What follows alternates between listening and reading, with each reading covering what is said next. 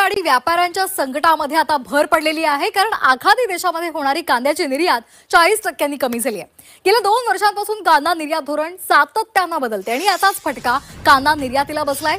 JNPA काय असेल बच्चू कडूनचा निर्णय बघा, पूर्ण लाईक करा, शेअर करा। बंदरातून आखातामधील सौदी अरेबिया, दुबई, कतारसह श्रीलंका, मलेशिया, सिंगापूर या देशांमध्ये दरमहा 2500 कंटेनर्स कांद्याची निर्यात केली जात होती।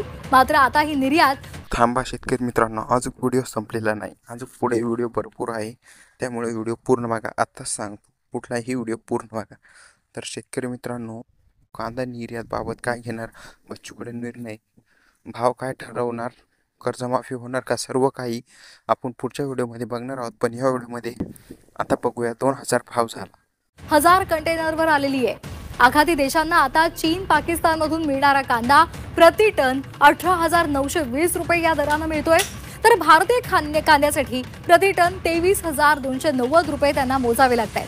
प्रति टनामागे सुमारे 4,300 जादा मोजावे लागत असल्यामुळे कमी दराने मिळणाऱ्या चीन, पाकिस्तानच्या कांद्याची मागणी आता वाढलेली आहे।